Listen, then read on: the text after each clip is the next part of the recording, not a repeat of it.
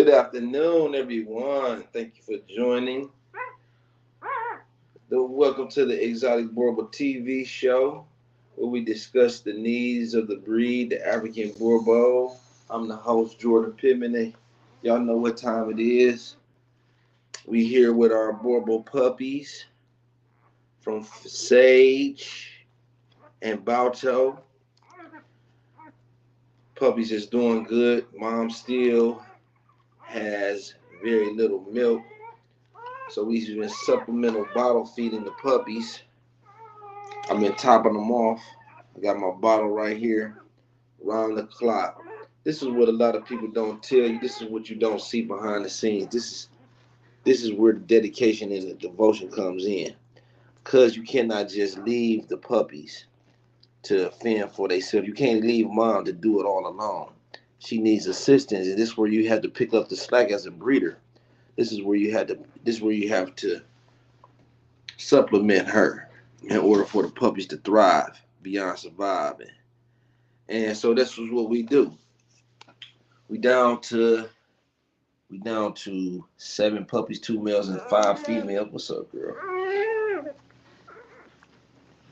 And we lost those 2 puppies. Remember, I told y'all that they needed to go to the ICU.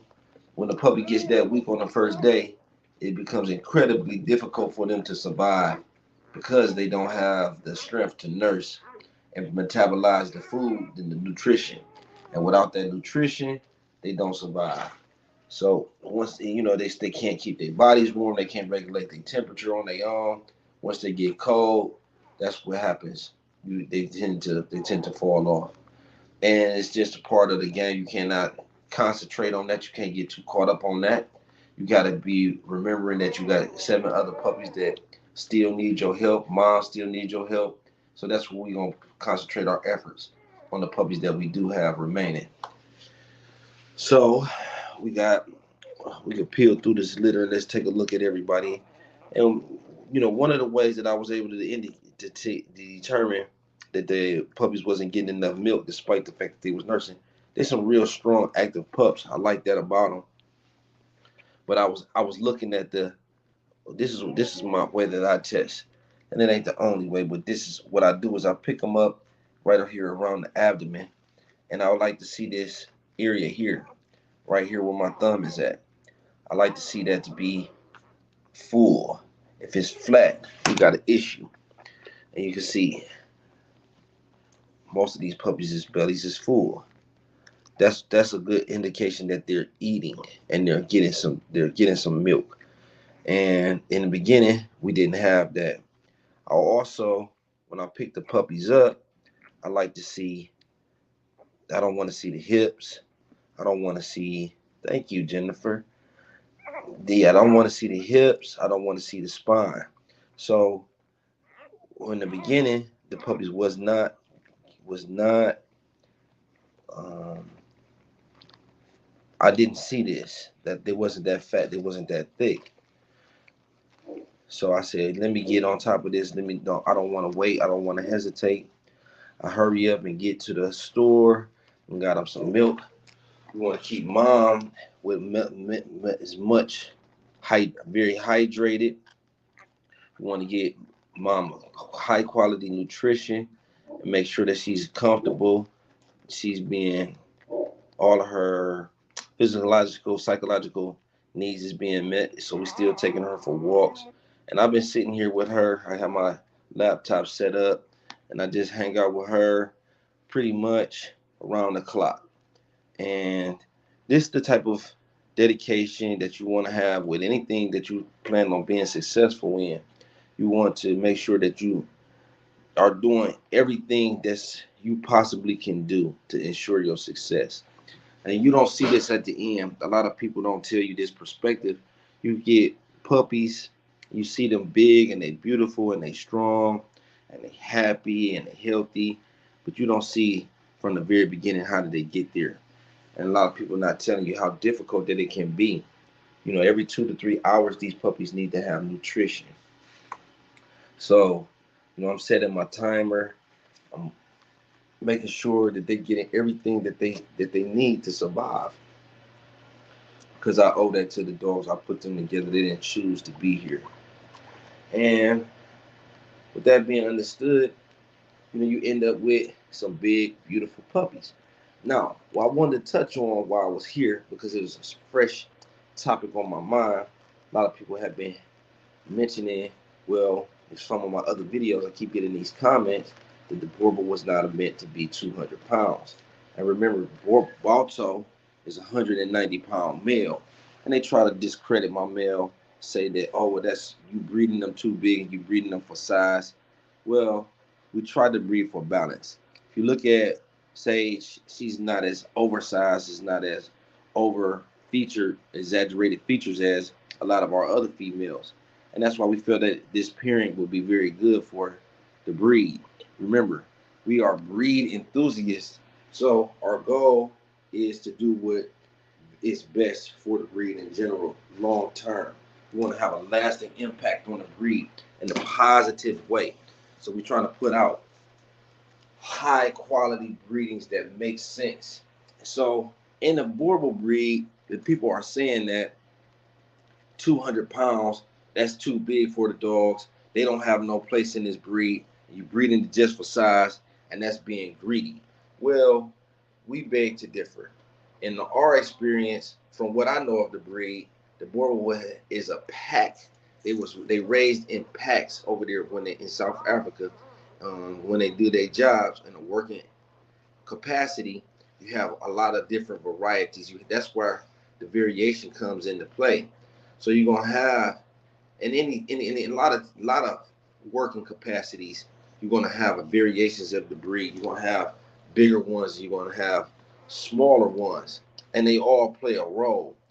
And in the Boerboels, I feel that just because they are a pack breed, a pack oriented, like many other dogs, you have different. It's just like a football team. That's the best way that I compare it, or a basketball team.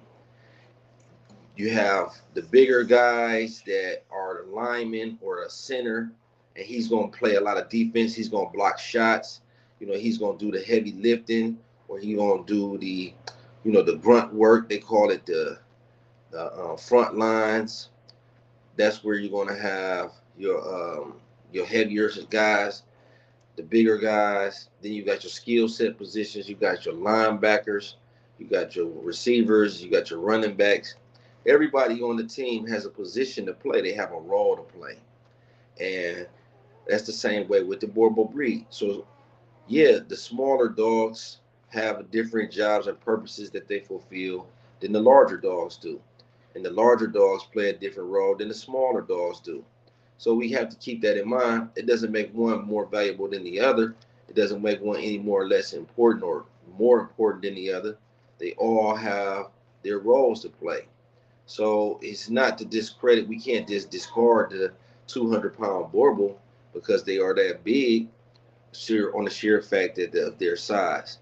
And I think that that's something that we have to keep in mind when we're breeding dogs. Is also we don't want to double up on the size and try to create the biggest dog. Our concentration is on function. It's on structure and balance and completeness. So we're looking to create the ideal Boerboel from head to toe, not just a big head or not just a big chest or not just the big bones, because we feel that the athleticism is one of the most critical aspects of this breed that we don't want to lose sight of. The physique, how do they achieve this magnificent bodybuilder athletic like physique?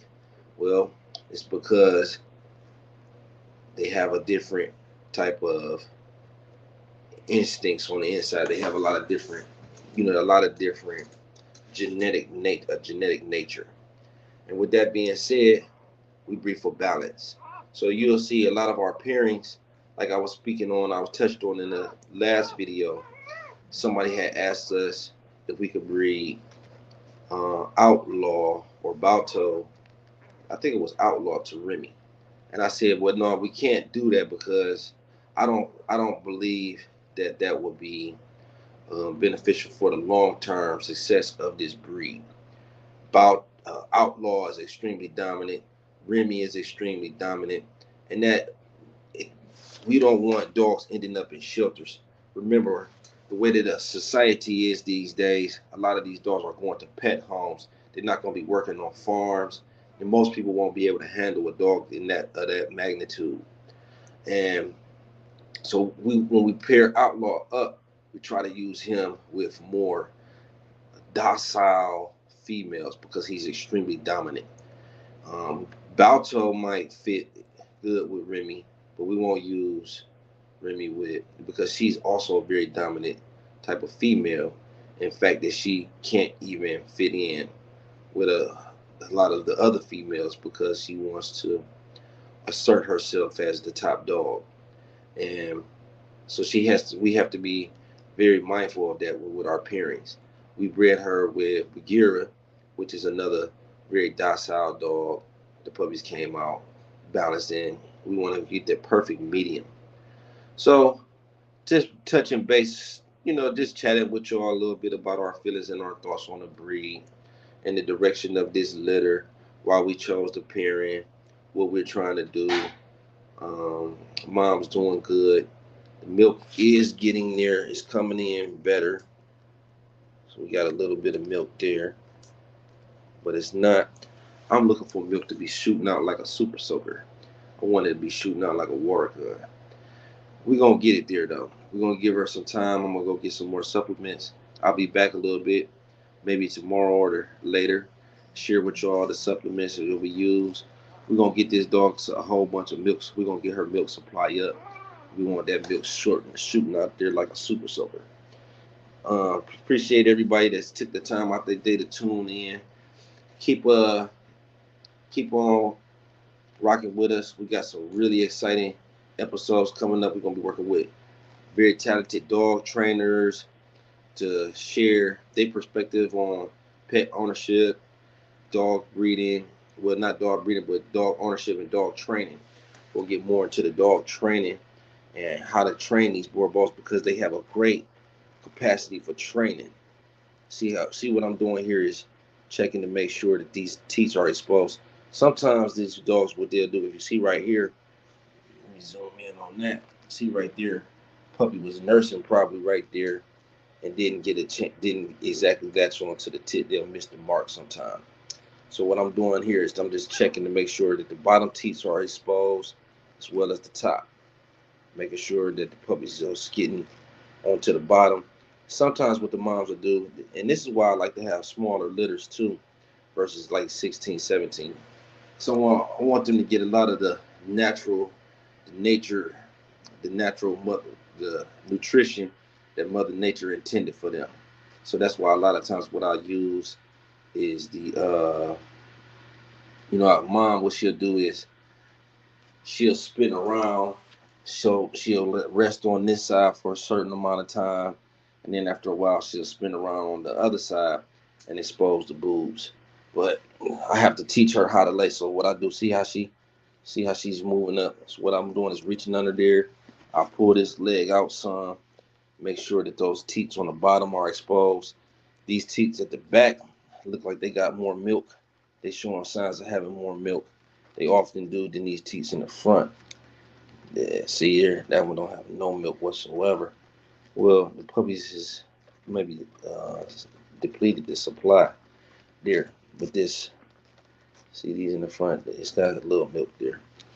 But the ones in the back have a lot more. So we want to make sure that those are exposed and all of the puppies, everybody that's hungry, it's got somewhere where to latch on to. And see how that puppy jumped on there. See who is that? It's a female. But yeah, that's pretty much how it goes. Thanks, brother. Thank you. Thanks for that, man. What's happening? Yeah, man. I bet we just sitting here holding it down, showing how it goes with these puppies. This is quite the experience. We trying to build up.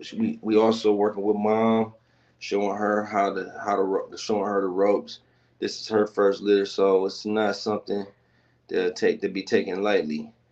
If you want to have success, and it's just It's not the only way. This is just what I do. See how that tick? You would think that these puppies are nursing, but they actually resting. We want them to rest while they nurse. So we're going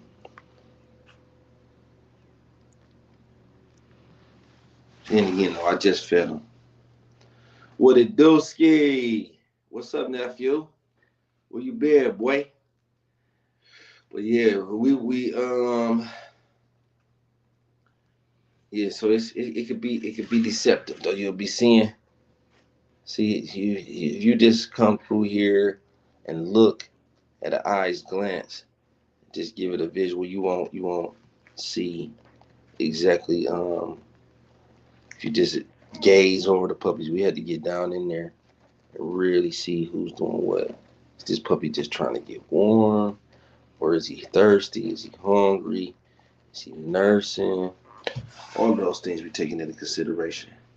So what we'll do is we're gonna pick back up with another live. We're gonna be doing many lives in the coming days, in the coming weeks, because it's a lot of different information that we can share from our perspective.